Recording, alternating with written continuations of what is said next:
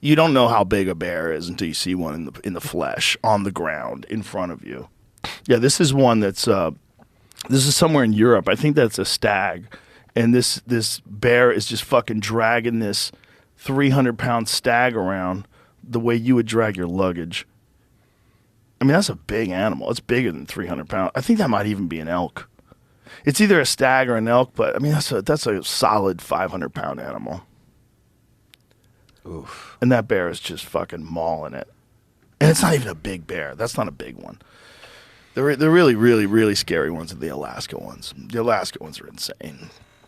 My friend Steve Ranella told this story on the podcast, as did my friend Remy Warren, who was there as well, where they got attacked by an enormous coastal brown bear. It was like 11 feet.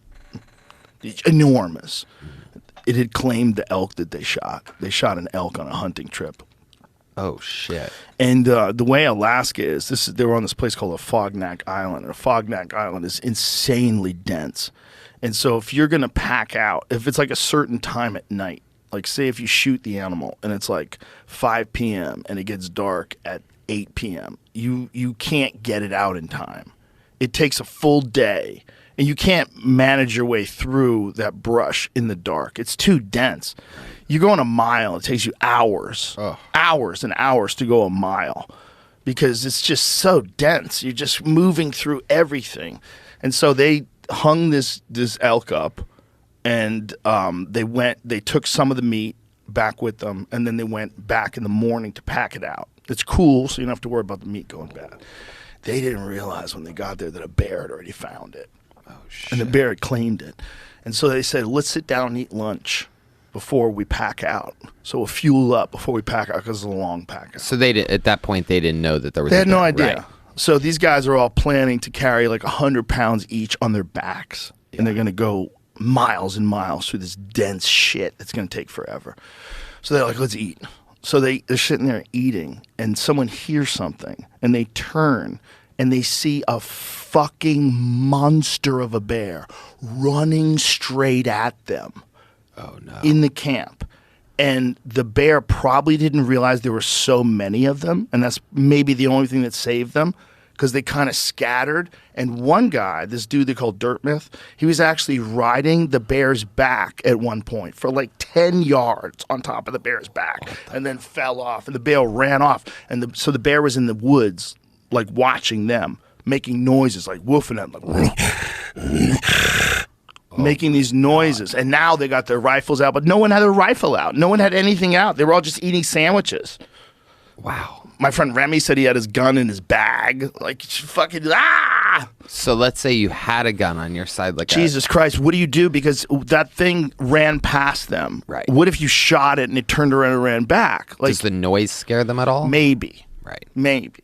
And it depends on where you are. Some of them have never seen a person before. What if you had one of those air horns that's like, "Brrr"? No. No.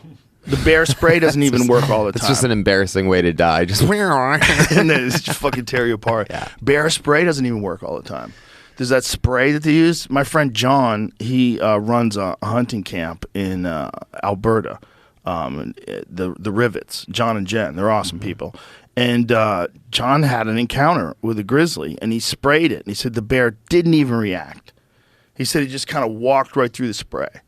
I was like, oh, fuck. Imagine if that's all you have is this spray and you're counting on this saving you from the bear. And he just fucking, it's like, you ever seen those videos where dudes get tased and they just fucking take it? Oh, yeah. The cops are tasing the guy. You know, get down. He's like, ah. Like, just dude PCP'd up or something, and he fucking pulls those cords out of him. Like, now what? Right. Now what? Now your cords are on the ground. Bro, I've only seen one grizzly bear in the wild in my life. They look at you so different. We were talking about this on Bottom of the Barrel the other day.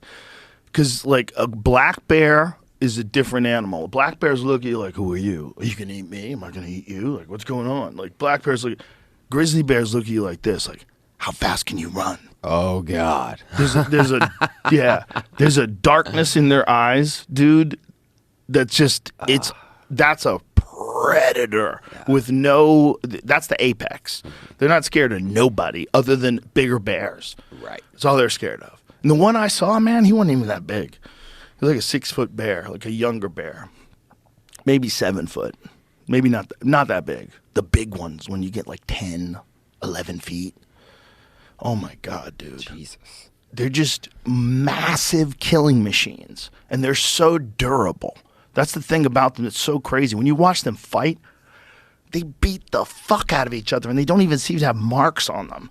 They're biting the shit out of each other's necks. Although there is one that I saw recently where it looked like the bear got the other bear in the guts, and he just made a giant gash in his stomach, and they were going to war, like on the side of this. This one person's filming them in the woods. So if that thing's coming after you, man, your frame, like we were talking about a cat, that's what that is. It's like the same kind of thing. It's a wild animal, just much bigger. Like your brain is not even going to correctly compute how much stronger they are than you. Yeah. It's an impossible number. That's crazy. And if you've ever seen them run, they can run faster than people can run. Yeah, so these two dudes. These two dudes going at each other. Like if that's coming after you, man, these are 1,000 pounds. Oh. They're just biting the shit out of each other. They're trying to tell the other one, get the fuck out of here. This is all my food. These are all my ladies. Get out of here. Bro, Oh, yeah. imagine you're in the woods and you stumble upon that. That one's pretty dominant there on the right. Yeah. That's a bigger bear. I think the young one is... Yeah, these bears don't know jujitsu. There's no Some of benefit them in do. bottom position. Really? Some of them do. No, there's no benefit in bottom position in bear fighting. Right. No. No, they don't have submissions, but they do like have some little hip moves, Yeah. little hip escapes, Yeah. and they do like position themselves to hold you down. Seems like they've got some experience. Yeah. They'll do side control. They're like biting the neck and holding them down like this. And if you're a bear and you're on the bottom, you're in a bad spot. Yeah. So there's no Charles Oliveira's of the bear world. Right.